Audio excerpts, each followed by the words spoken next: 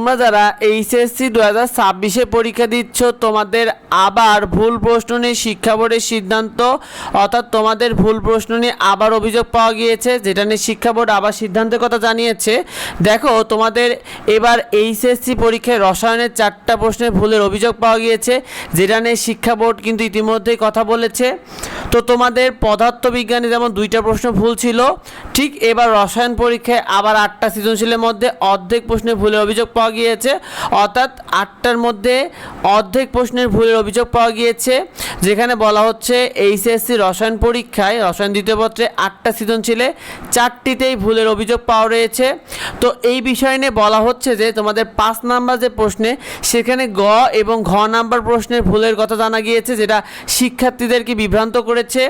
আবার অন্যদিকে 6-এর গ এবং ঘ নাম্বার প্রশ্ন নিয়েও অনেক শিক্ষার্থীদের কিন্তু অভিযোগ পাওয়া গিয়েছে ভুল নিয়ে। আবার সেই সাথে 8 নাম্বার যে প্রশ্ন, এটারও ঘ নাম্বার নিয়ে, ঘ নাম্বারের সমীকরণ নিয়ে বেশ কিছু কথা বলা হয়েছে। আবার অন্যদিকে শুধুমাত্র সৃজনশীল নয়, বহু নির্বাচনী অংশ এমসিকিউতেও কিন্তু ভুলের অভিযোগ পাওয়া গিয়েছে। যেমন বলা হয়েছে যমুনার ঘর সেটের 10 নম্বর প্রশ্নের কোনো সঠিক উত্তর নেই, যেটা শিক্ষকরা পর্যন্ত দাবি করছে, অর্থাৎ শুধুমাত্র শিক্ষার্থীরাই নয়, শিক্ষকরা পর্যন্ত দাবি করছে যে তোমাদের প্রশ্নে ভুল পাওয়া গিয়েছে।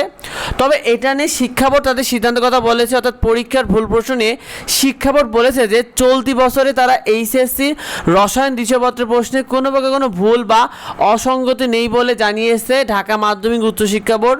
অর্থাৎ তারা বলছে যে তোমাদের প্রশ্নে কোনো ভুল নেই, অর্থাৎ শিক্ষার্থী বা শিক্ষকরা অভিযোগ করলেও তারা বলছে যে তাদের প্রশ্নে কোনো ভুল নেই। সে সাথে আরও বলা হয়েছে যে তারা বলেছে যে রসায়ন দ্বিতীয় পত্র প্রশ্নে কোনো ভুল নেই, পরীক্ষার্থী এবং অভিভাবককে এই বিষয়ে শঙ্কিত না হওয়ার আহ্বানও জানানো হয়েছে এবং বলা হয়েছে যে অপপ্রচারে কান না দিতে। শিক্ষার্থীরা, শিক্ষা বোর্ড যদি বলে যে যদি প্রশ্নে ভুল না থাকে তাহলে কিন্তু তোমাদেরকে এই নাম্বারটা তোমাদেরকে দিবে না। তোমরা অনেকে মনে করছো যে তোমরা অটোমেটিক নাম্বার পেয়ে যাবে, যদি শিক্ষা বোর্ড এটাকে ভুল মনে না করে তাহলে কিন্তু এই নাম্বারটা পাবে না। তো এই বিষয়ে তার বন্ধুদেরকে শেয়ার করে দাও যাতে অন্যরা এই বিষয়টি জানতে পারে। আর পরবর্তী আপগুলো পেতে অবশ্যই আমাদের সাথে যুক্ত হও। তুমি তোমার মতামতটা অবশ্যই আমাদের কমেন্টে আমাদেরকে জানিও। তুমি যদি মতামতটি জানাও অবশ্যই কমেন্টে জানাও। এই বিষয়টা তোমার বন্ধুদেরকে শেয়ার করে দাও, তাহলে তোর বন্ধুরা এই বিষয়ে মতামত জানাতে পারে। দেখা হয় পরবর্তী ভিডিওতে। ধন্যবাদ সবাইকে।